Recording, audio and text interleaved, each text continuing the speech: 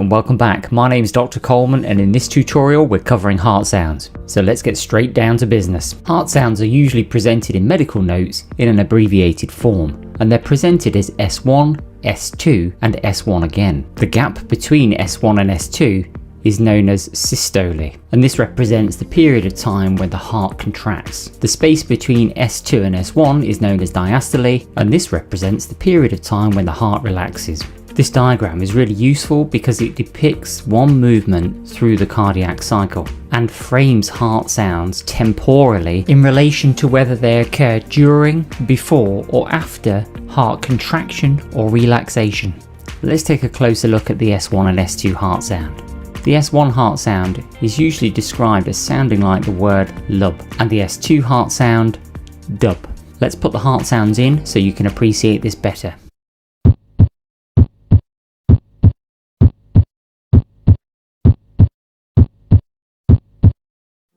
Let's now take a closer look at what causes the S1 and S2 heart sounds. The S1 heart sound occurs when the tricuspid and mitral valves close simultaneously. This is followed by ventricular contraction, otherwise known as systole, and this forces blood through the pulmonary and aortic valves. And the S2 heart sound occurs when the pulmonary and aortic valves close. A period of heart muscle relaxation then occurs, and this is known as diastole, after which the cardiac cycle starts all over again. Let's now add in the heart sounds with this animation.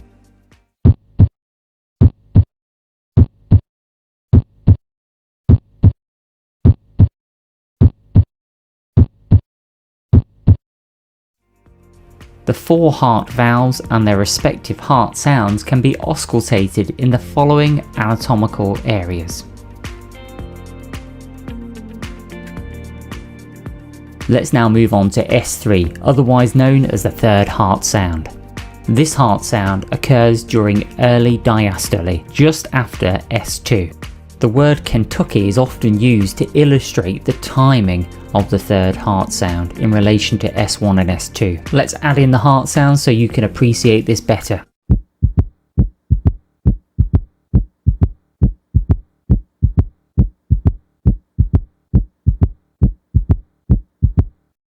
To better understand how the S3 heart sound occurs, we have to add in some blood flow to our animation. The first heart sound is caused by the closure of the tricuspid and mitral valves, and the second heart sound is caused by the closure of the pulmonary and aortic valves.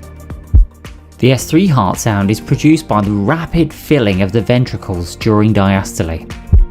This produces audible vibrations which are heard as the S3 heart sound. Let's now add the heart sounds to the animation. We're going to start in slow motion, but then we'll speed it up to real time.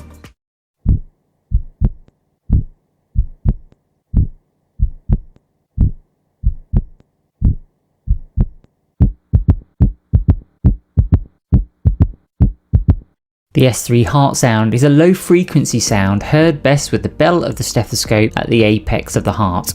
It is heard in early diastole and is often referred to as a ventricular gallop.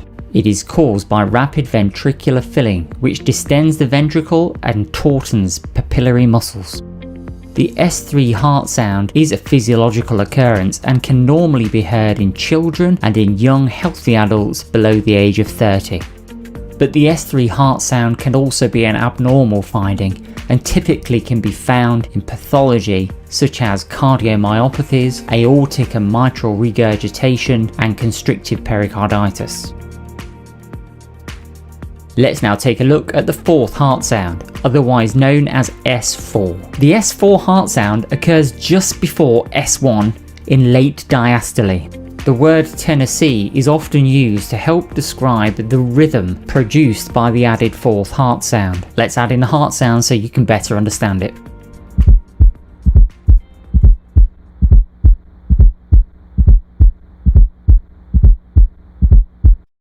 Let's now take a closer look at why the fourth heart sound occurs. Now, because the S4 heart sound occurs momentarily before S1, I have changed our graphical representation so that it now starts with diastole and ends with systole. Blood flows into the atria and ventricles during diastole. And the fourth heart sound occurs when atrial contraction forces blood into abnormal, non-compliant ventricles. This produces audible vibrations which are heard as the S4 heart sound. The S1 heart sound is produced by closure of the tricuspid and mitral valves, and the S2 heart sound is produced by the closure of the pulmonary and aortic valves. Let's add in the heart sounds now so that you can see this work. We'll start this one in slow motion and then speed it up to real time.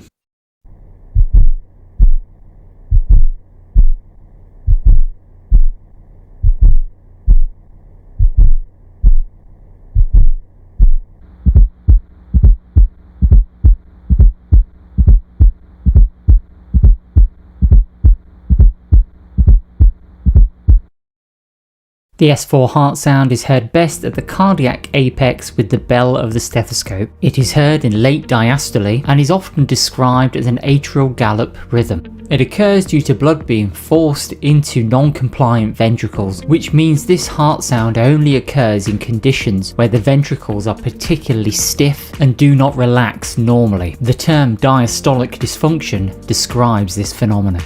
So as a result, the fourth heart sound is never physiological. It can be heard abnormally in conditions such as hypertrophic cardiomyopathy and systemic hypertension. Now this brings us to the end of the tutorial. If you found this video helpful, make sure you smash that subscribe button and share this video with your friends. As always, thanks for stopping by, I really appreciate it. I will see you for the next tutorial.